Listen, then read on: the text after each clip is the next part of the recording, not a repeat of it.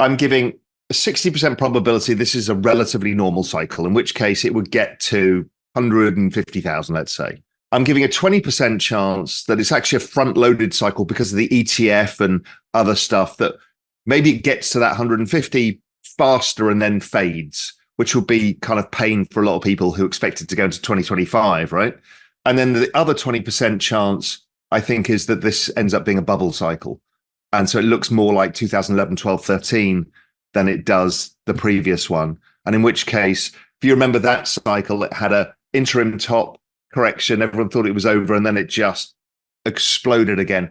I think there's a decent chance of... Real Vision founder and CEO Raoul envisions 3 potential outcomes for Bitcoin during the 2024 and 2025 cycle, each presenting exciting and reasonably bullish scenarios for the leading cryptocurrency. In Pal's initial scenario, akin to previous crypto bull markets, he anticipates a surge of approximately 240%, propelling the crypto asset to a new record high of $150,000 per coin. Pal, a distinguished macro analyst and digital asset enthusiast, deems this the most likely scenario with a 60% probability, although it doesn't factor in the influx of institutional investors enabled by the approval of various spot Bitcoin ETFs. Despite the lackluster price movement post-ETF launch, Pal maintains a bullish outlook on Bitcoin. Even in the least optimistic scenario, he foresees the crypto asset reaching a new pinnacle of $150,000.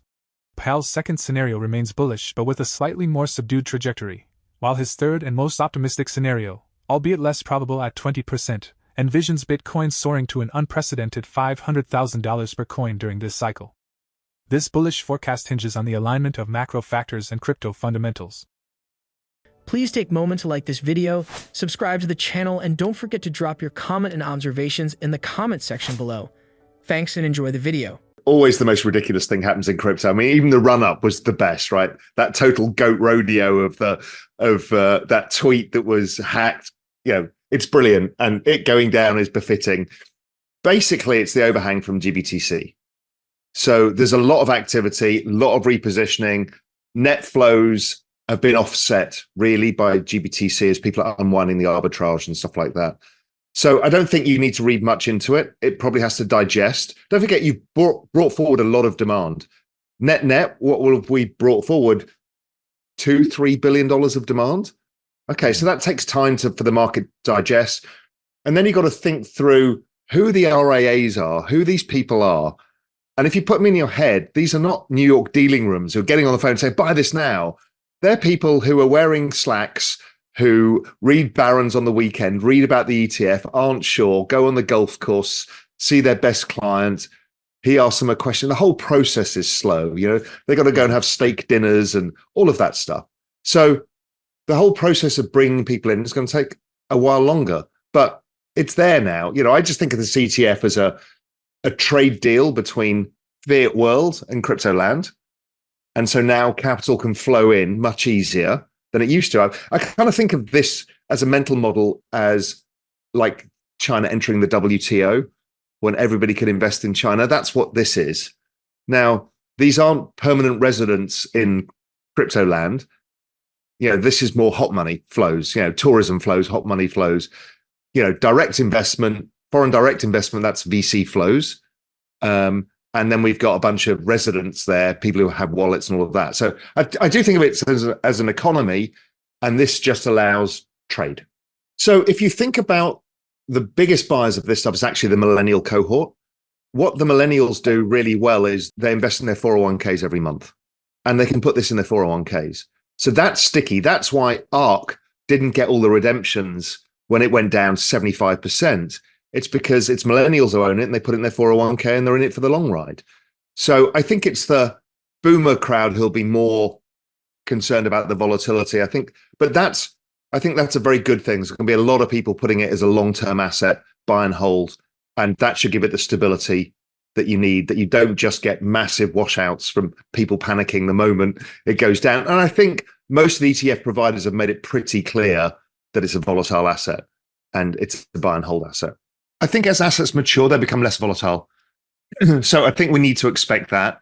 And particularly from passive flows of 401k investors putting it in every 2 weeks, every month, that'll keep a bid that didn't exist before.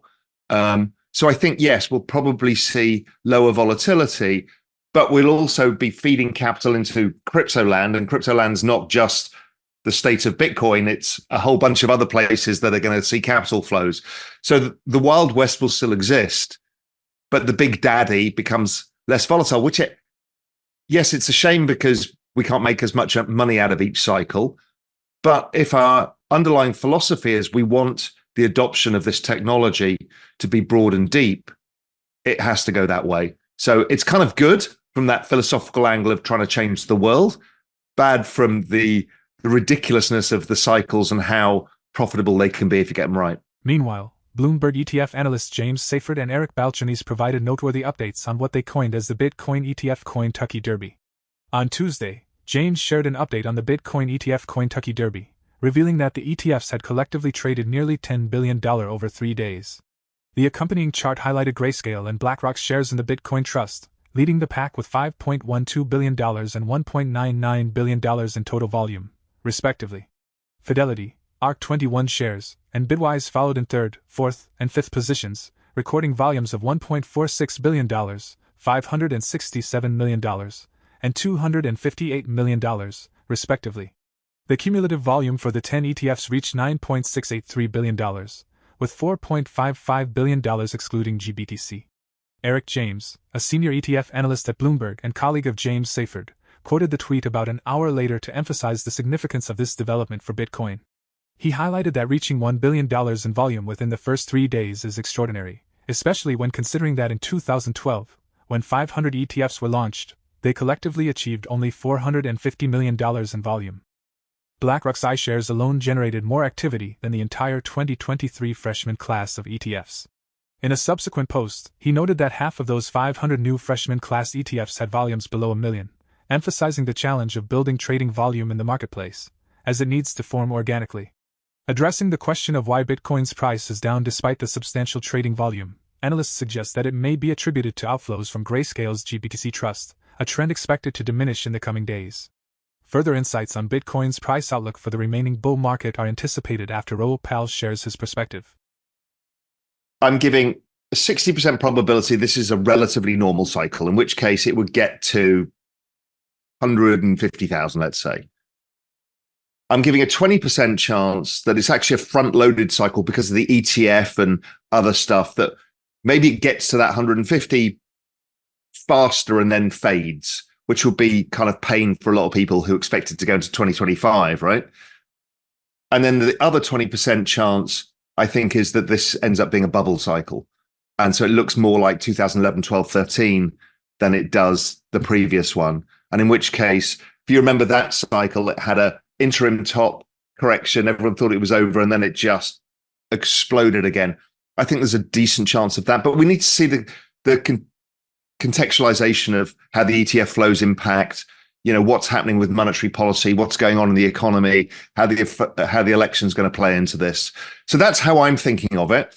That upside crazy bubble target, using that kind of everything code structure that I've talked about in the past, we get price targets of 500,000 plus. So even if I discount me for being a moron by 50%, you still get 250 grand. So that's kind of the spread to me, 150, 250. But obviously, who the hell knows? And as you know, the worst thing for any of us is everybody wants price targets, and then a year and a half's time they hate you for it because you weren't exactly right. Think about the crowd that got financialized in 2020. Again, mainly the millennial crowd, right? There's 110 million Coinbase accounts. And when I checked 6 months ago, only 9 million were active. So speaking to the guys at Coinbase, they're like, yeah, in normal activity, it'll get to 35, 40 million, and the top will grow as well. So there's a lot of money still to come in of people who participated last time around, have that interest, still have PTSD, will come back in. So maybe that offsets it. I don't know. I also have a feeling the applications layer of blockchain is going to bring in a lot more use case. So I'm thinking of this cycle as maybe the everything everywhere all at one cycle, when people have different unlocks for NFTs or inscriptions, or different unlocks for smart contracts and some of the other things, and they can use it for everything from whether it's ticketing to real world assets. So It just depends how far that applications layer goes. If the applications layer doesn't make much progress this cycle, then you're dead right. We'll see rebalancing. Don't forget, they're also going to be issuing options on the ETF, and that changes the structure of markets as well. What you've done, and it was always going to happen, is Bitcoin's now become financialized when it wasn't really. It was still had purity to it. Now, it doesn't mean it's impure because of this, but you've allowed a financialization layer. And what that's going to mean is that they are going to offer leveraged products on it.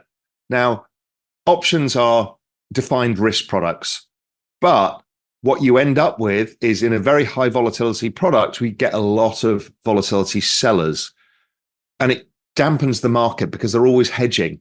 And that hedging structure can really change the nature of markets. Sometimes it creates acceleration points because everybody's short and suddenly the price goes through and everyone has to buy everything back.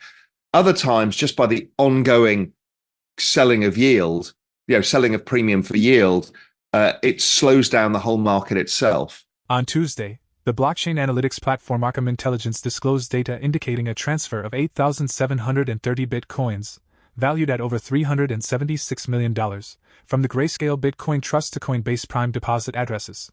This transfer suggests that the fund may have sold some of its Bitcoin holdings, particularly as its share price experienced a decline before transitioning into a spot Bitcoin ETF on January 11th. Notably, investors in the GBTC fund were unable to redeem their shares for Bitcoin or a cash equivalent during this conversion period. Instead, authorized participants were permitted to purchase shares from investors and redeem them for the cash equivalent of the represented Bitcoin, prompting GBTC to sell off Bitcoin to fulfill these redemptions. Earlier reports from Arkham revealed a $41 million transfer from GBTC to a Coinbase Prime wallet on January 12th, with analysts speculating that this outflow might have contributed to Bitcoin's sharp decline on that day. Additionally, on January 11th, Eric Balchunas reported total outflows of $95.1 million, followed by $484.1 million on January 12th for GBTC. Balchunas continued to provide updates, indicating that the GBTC gauge now stands at a minus $1.2 billion after reaching $500 million the previous day. Despite the challenges, the ETF boasts $2 billion in assets under management and $4.5 billion in volume within the first 3 days of trading. In a follow-up tweet, Balchunas acknowledged the significant impact of GBTC's outflows, describing it as big and ugly but noted a shrinking % discount. He expressed optimism that as the two lines representing GBTC's share price and Bitcoin's net asset value converge, the pressure within the ETF would ease. While anticipating a few more challenging days as GBTC outflows gradually cease and investors explore alternative ETFs, the analysis concludes on a positive note, suggesting an improvement in Bitcoin's price and a potential return to the $50,000 mark and beyond. Comments and observations are welcome below. For more Daily Dose Crypto news, check out these 2 awesome videos on your screen. Click now and we will see you on the next video.